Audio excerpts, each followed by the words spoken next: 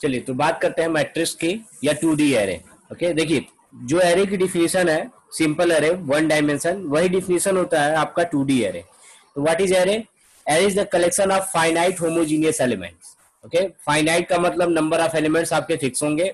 Finite का मतलब समझ में आ गया आपको? ओके, जैसे मान लीजिए इंट 8 10, तो ये 10 क्या है? एक इंटीजर वैल्यू जो ये बता रहा है कि इस एरे में टोटल 10 एलिमेंट्स होंगे। ओके, इंट ए, उसके अंदर कोई ऐसी वैल्यू नहीं लिख दी जिससे वो एरे बन ही ना पाए। जैसे हमने लिख दिया इंट ए इनफाइनाइट, ओके, तो ये नहीं बन पाएगा क्योंकि इनफाइनाइट डिफाइन नहीं है, तो वो टोटल नंबर ऑफ ब्लॉक्स बना ही नहीं पाएगा। तो फाइनाइट हो गया। होमोजीनियस का मतलब मैंने बताया था कि पार्ले जी का बिस्किट जो होता है या कोई भी बिस्किट का पैकेट होमोजीनियस होता है। क्यों होमोजीनियस होता है? उसका जो शेप है, अगर रेक्टेंगुलर है तो सारे बिस्कुट कैसे होंगे आपके? रेक्टेंगुलर शेप के होंगे। अगर सर्कल है तो सारे बिस्किट क्या होंगे? सर्कल होंगे। ओके, होमोजीनियस का मतलब होता है सेम टाइप। ओके, होमोजीनियस का मतलब हुआ सेम डेटा टाइप। ओके, अगर आपने इंटीजर ले लिया है तो इसका मतलब जितने ब्लॉक बनेंगे सब में इंटीजर होगा। फ्लोट ले लिया है तो फ्लोट, सारे वैल्यूज फ्लोट होंगे, और कैरेक्टर ले लिया है तो कैरेक्टर। ओके, तो वही डिफिनेशन होता है आपका मैट्रिक्स या 2D एरे का, collection of finite homogeneous elements. Same definition है, इतना डिफिनेशन वन डायमेंशन एरे का होता है। One dimension array, collection of finite homogeneous elements is known as one dimension array. बस उसी में थोड़ा सा क्या ऐड कीजिए, मैट्रिक्स है तो आपको भी मैथ में पढ़ा होगा, रोज और कॉलम, ये दो चीजें ऐड हो जाती है। तो arranged in rows and column. Collection of finite homogeneous element मतलब कई सारे फाइनाइट होमोजीनियस एलिमेंट का कलेक्शन होता है, जिनको हम कैसे अरेंज कर देते हैं? ओके, रोज और कॉलम में अरेंज कर देते हैं। Okay, for example int a3 4, okay, a of 3 of 4। Okay, मतलब ये क्या कह रहा है कि आपको एक वेरिएबल लेना है जिसका नाम क्या होगा? a होगा। अगर ये केवल एक स्क्वायर ब्रैकेट लगा रहे, केवल सिंगल स्क्वायर ब्रैकेट लगा रहेगा, तो ये वन डायमेंशन एरे। मतलब ये क्या करेगा कि एक एरे बनाएगा जो 1D होगा, और उसमें टोटल कितने ब्लॉक बना देगा? 3 ब्लॉक बना देगा।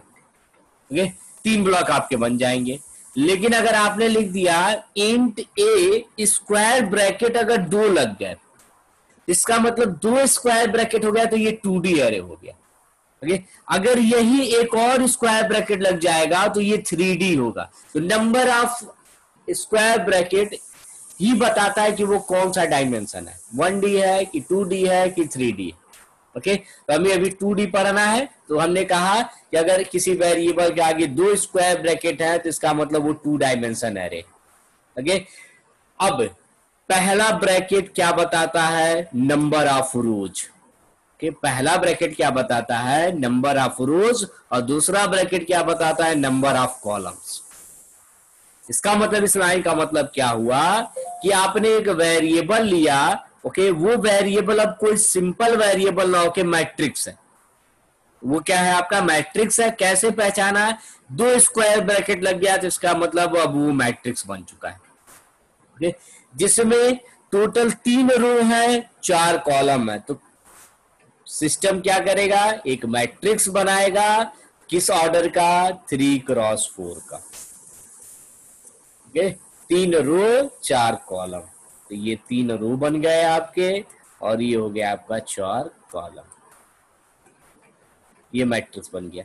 इस पूरे मैट्रिक्स का नाम है ए। इस पूरे मैट्रिक्स का नाम क्या है? ए। ओके, याद करो जब एरे बनाते थे तो वो भी बनता था, और हर एरे के पास जितने ब्लॉक होते थे उसका एक नंबर होता था। ओके, और स्टार्ट हमेशा कहां से होता था? 0 से। इसे क्या कहते थे हम लोग? इंडेक्स। इसे क्या कहते थे? इंडेक्स। सेम वैसे यहां पे एक मैट्रिक्स बनेगा, ऑर्डर होगा 3x4। ओके, 3 रो 4 कॉलम। लेकिन मैं कहूं कि नंबरिंग करिए, ठीक है, तो रो की नंबरिंग भी 0 से स्टार्ट होगी और कॉलम की नंबरिंग भी 0 से स्टार्ट होगी। ओके, एरे की खासियत ही यही होती है कि उसका इंडेक्स हमेशा 0 से ही स्टार्ट होता है। ओके, अगर 0 से स्टार्ट हो रहा है तो 0 1 2, 0 1 2 3। ये इंडेक्स हो गया आपका।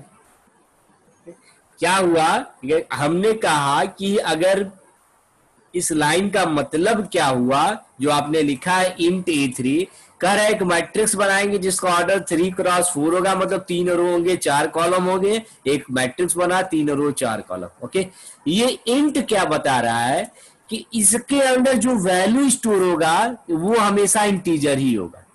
ये नहीं कि एक इंटीजर, एक फ्लोट और एक कैरेक्टर, ये नहीं हो सकता। अगर आपने इंट लिया तो सारे टोटल अगर 12 ब्लॉक है, तो अगर कहा जाए टोटल कितने ब्लॉक है, तो देखो जितना ऑर्डर होता है, ठीक है, उसको मल्टीप्लाई कर लो, वही टोटल नंबर ऑफ ब्लॉक्स होंगे 12। तो एक रो में 4 एलिमेंट। ओके, 3x4 का मतलब क्या हुआ, 3 रो है और हर रो में 4 एलिमेंट है। ओके, तो 4 4 4 टोटल 12 एलिमेंट्स हो गए। तो ये चीज है, तो 3x4 का एक मैट्रिक्स बन गया।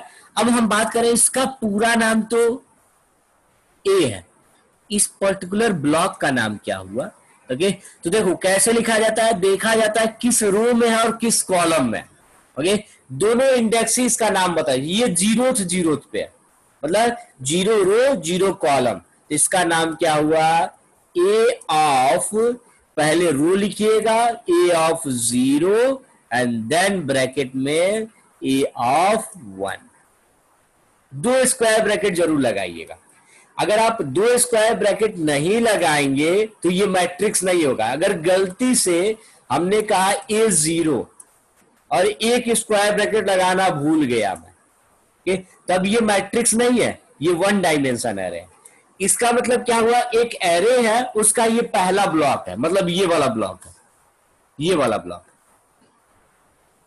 मैट्रिक्स होगा तो 100% 2 ब्लॉक होंगे आपके, एक ये और एक, पहला बताएगा नंबर ऑफ रो, दूसरा बताएगा नंबर ऑफ, मतलब पहला रो बताएगा, दूसरा कॉलम बताएगा। ये क्या कर रहा है, मैं एक मैट्रिक्स का पहला एलिमेंट हूं।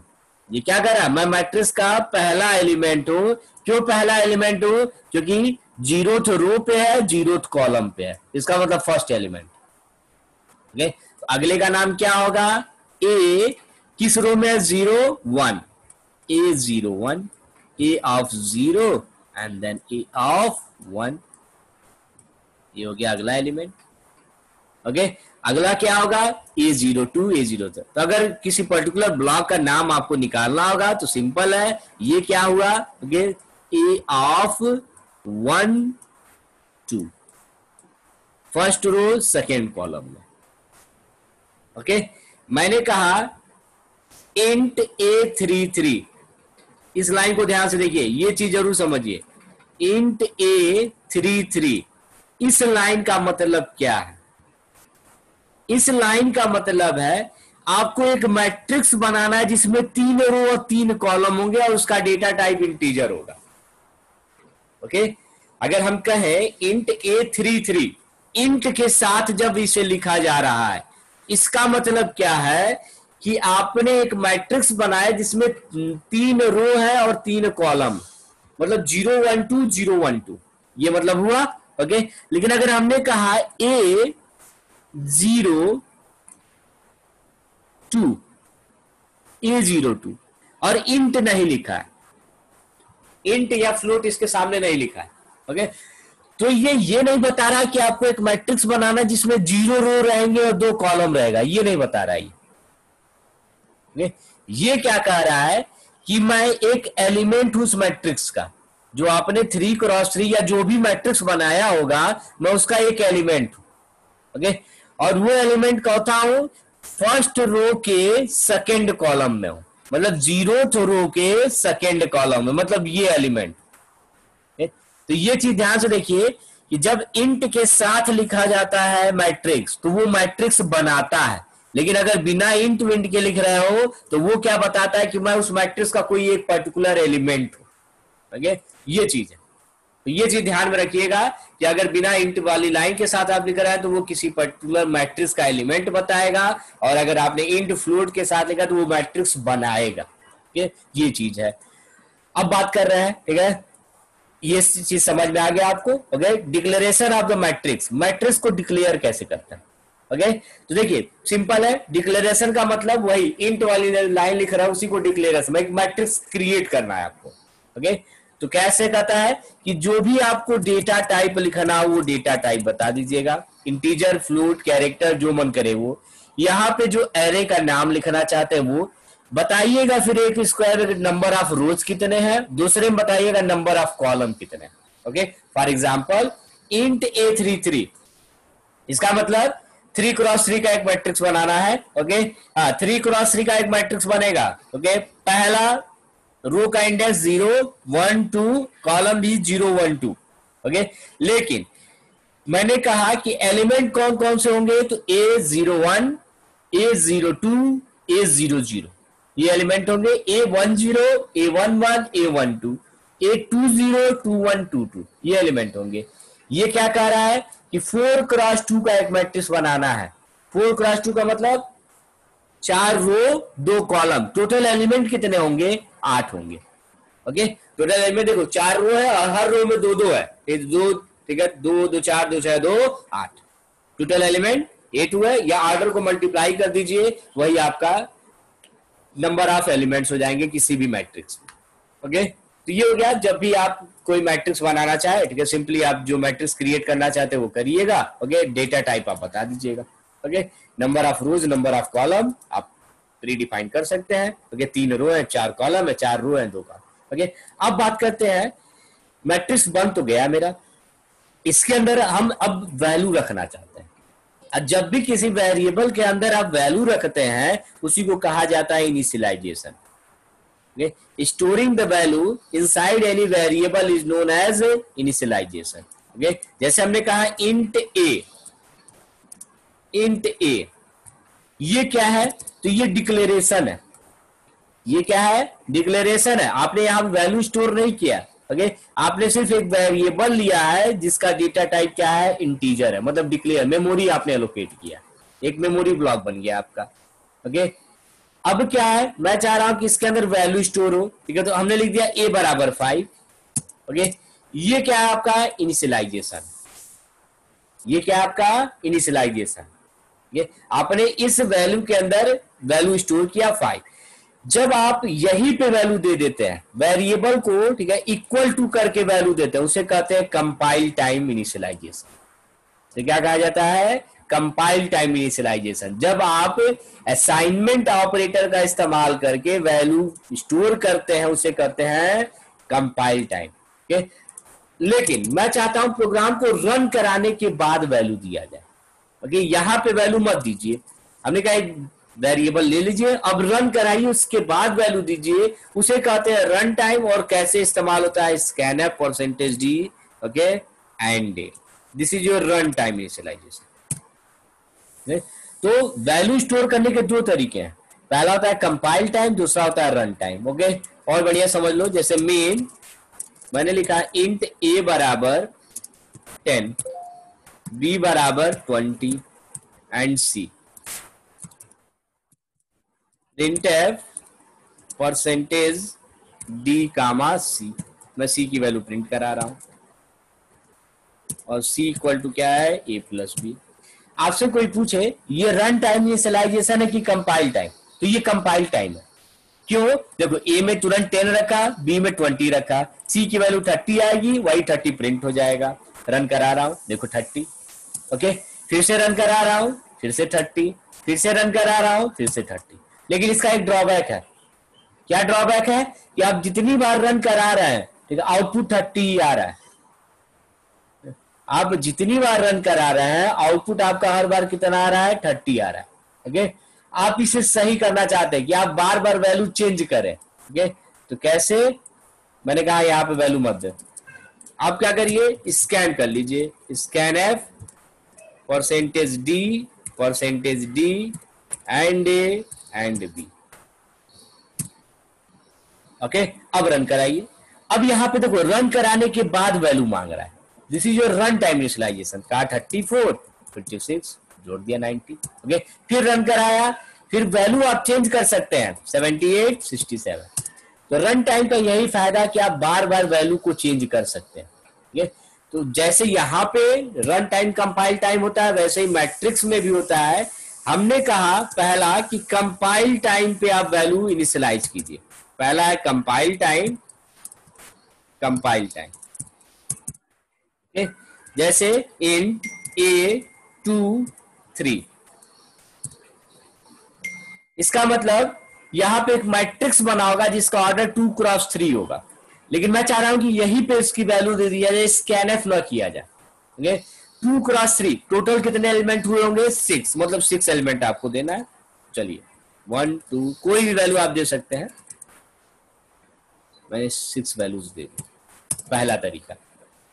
ओके, पहला तरीका क्या है कि आपने मैट्रिक्स लिया, ओके, और यहीं पे जितना देख लीजिए टोटल कितने वैल्यूज की जरूरत है, तो 6 ब्लॉक्स है तो 6 वैल्यूज देनी पड़ेगी आपको। 6 वैल्यू हमने दे दिया। क्या करेगा? एक मैट्रिक्स क्रिएट करेगा,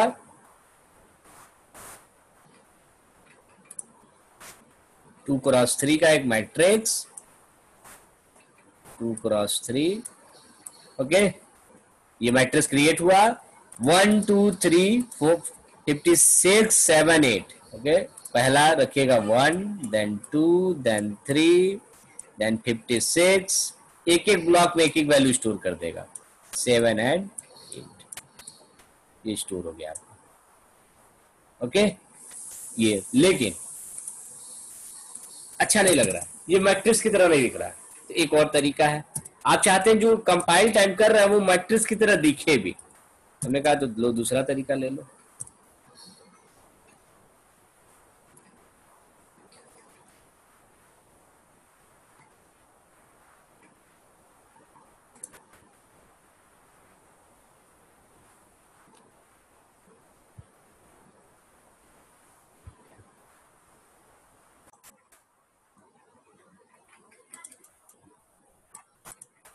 ओके, पहला तरीका, आप टोटल वैल्यूज दे दीजिए। ओके, वो खुद से देख लेगा कौन सी वैल्यू कहाँ स्टोर करनी है, एक एक वैल्यू उठाएगा स्टोर कर देगा। ओके, दूसरा है, आप रो वाइज अगर देना चाहते हैं तो आप फर्स्ट रो ऐसे दीजिए, कामा, सेकेंड रो कर्ली ब्रैकेट के अंदर दे दीजिए, देन थर्ड रो और टोटल को कर्ली ब्रैकेट के अंदर क्लोज कर दीजिए।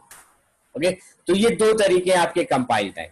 अब एक क्वेश्चन आपके दिमाग में आ सकता है क्या, कि सपोज हमने मैट्रिक्स बनाया है 2x3 का, मतलब टोटल 6 एलिमेंट है, और हम टोटल केवल 4 ही वैल्यू दें और 2 वैल्यू ना दें, तो क्या होगा? ओके, ये क्वेश्चन हो सकता है कि अगर हमने मैट्रिक्स का ऑर्डर ज्यादा लिया है और नंबर ऑफ एलिमेंट्स कम दिए हैं, उस केस में क्या होगा कि वो एक एक करके एक एक वैल्यू स्टार्टिंग से भरना शुरू करेगा। जितने एलिमेंट्स आपने दिए उतनी ब्लॉक फिल होंगे, और जो रिमेनिंग ब्लॉक है वो 0 से भर जाएंगे। ये चीज है, मतलब खुद से वो जो वैल्यू भरता है गार्बेज वैल्यू, वो क्या भर देता है? 0 भर देता है। तो ये केस कब होगा कि जब आपने नंबर ऑफ एलिमेंट्स कम दिए हैं और number of elements total matrix में ज्यादा है, या उस केस में जितना स्टार्टिंग से भरता है भरेगा। ओके, और जो रिमेनिंग ब्लॉक्स है उसमें क्या फिल हो जाएगा? 0 भर जाएगा। ओके, ये तो हो गया कंपाइल टाइम। लेकिन दूसरा तरीका जो मेन है, that is your run time. Okay, run time का मतलब स्कैन करके। ओके, अब बात कर लेते हैं स्कैनएफ के थ्रू। अगर आप वैल्यू स्कैन कर रहे हैं, स्कैनएफ पहली वैल्यू किस ब्लॉक पे जाना चाहिए। ओके, जैसे अगर आपने लिख दिया A33, मान लीजिए ऑर्डर क्या है? इन A3x3, ये चीज है। तो यहां पे क्या होना चाहिए? हमने अगर गलती से ये लिख दिया, मान लो एंड ए केवल लिख दिया, तो ये गलत है। क्यों? कि देखिए आपने कहा कि ए नाम का एक मैट्रिक्स है। ओके, और मैट्रिक्स है तो 100% दो स्क्वायर ब्रैकेट होंगे, और यहां पे ए क्या आपका मैट्रिक्स है? नहीं। ओके, ये क्या है? सिंपल वेरिएबल है। ये मैट्रिक्स तब तक नहीं होगा, जैसे मान ली कहा मैंने एक ही स्क्वायर ब्रैकेट लगाया, तो ये 1D एरे हो गया। और ये समझेगा कि हम जो वैल्यू स्कैन कर रहे हैं उसको 1 डायमेंशन एरे में स्टोर करना है। आपको 1 डायमेंशन नहीं, आपको मैट्रिक्स में स्टोर करना है। ओके, इसने कहा इंटीजर रीड करिएगा, उसको मैट्रिक्स में ले जाके स्टोर करिएगा। अब कहां पे? मैट्रिक्स में एक बॉक्स तो है नहीं, कई सारे बॉक्स है, तो किस बॉक्स में ले जाके स्टोर करिएगा? ओके, कई लोग लिखेंगे A33। ओके, A33 ही लिख देंगे। ओके, अभी इसका मतलब समझो, ये कह रहा है कि हम वैल्यू स्कैन करेंगे, स्कैन करने के बाद उसे इस लोकेशन पे ले जाके स्टोर करेंगे, A33 पे। ओके, चलो ये लाइन चली होगी। ओके, जब ये लाइन चला होगा तो क्या हुआ होगा? एक मैट्रिक्स बना होगा 3x3 का। 3x3 का एक मैट्रिक्स बन गया, सपोज ये बन गया 3x3 का। Okay, numbering 0 1 2 0 1 2। Okay, is 0 0, is 0 1, is 0 2, a 1 0 1 1 1 2, 2 0 2 1 2 2। Okay, मतलब लास्ट वाला क्या है, A22, A22। आपने क्या कहा, ये कहां ले जाऊंगा मैं, A33 पे।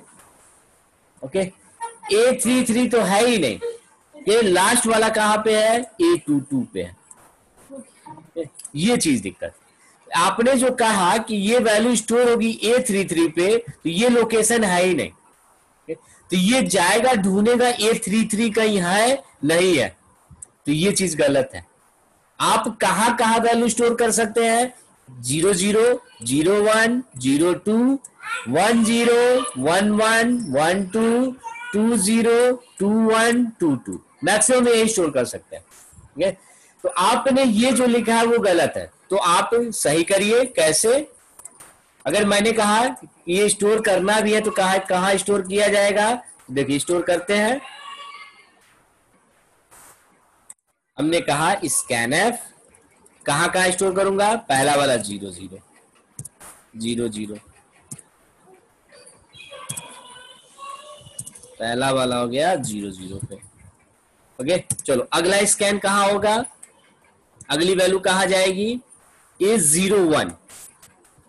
अगर सब भल आपको फिल करना है तो अगला क्या होगा, ए 0 1 0 1, अगला A02। ओके, मतलब पहला लाइन भर गया आपका। ओके, ये मैट्रिक्स का फर्स्ट लाइन आपका भर जाएगा 0 0 0 1 0 2। ओके, अब अगली वैल्यू जो स्कैन करोगे वो कहां जाएगा, ओके 1 0, मतलब ये चेंज होगा 1 0। फिर अगला वैल्यू 1 1, ये हो गया 1 1 1 1, नेक्स्ट 1 2, ये होगा 1 2। ओके, ऐसे ही 2 0 2 1 2 2 चलेगा आपका, ये 2 हो जाएगा 2 2। अब यहां थोड़ा सा ध्यान से देखो। ओके, 0 0 0 1 0 2। ओके, मतलब आई जब ये वाली वैल्यू 0 है तो ये 3 बार चल रहा है, 0 1 0 2 0, फिर ये एक बार बढ़ रहा है। ओके, फिर ये 3 बार चल रहा है, फिर ये एक बार बढ़ रहा है और ये फिर ये 3 बार चल रहा है। ये कॉन्सेप्ट थोड़ा सा ध्यान देखो, जब डबल लूप पढ़ाया गया था। ओके, एक सिंगल वैल्यू पे अंदर वाला कई बार चलता है, फिर एक बार बढ़ता है, फिर अगला अंदर वाला कई बार चलता है, फिर एक बार बढ़ता है, फिर अंदर वाला कई बार चलता है। ओके, यहां पे डबल लूप है। ओके, एक सिंगल वैल्यू पे ये 3 बार चले, फिर ये एक बार बढ़े, फिर ये 3 बार चले, फिर ये एक बार बढ़े, फिर ये 3 बार दे। ओके, तो अगर हमने कहा ठीक है कि इसे एक लाइन में लिखना हो तो कैसे लिखेंगे, तो हमने कहा scan F percentage D and A of, यहां पे 0 0 0 1 ना लिखे, एक को आई मान लीजिए और एक को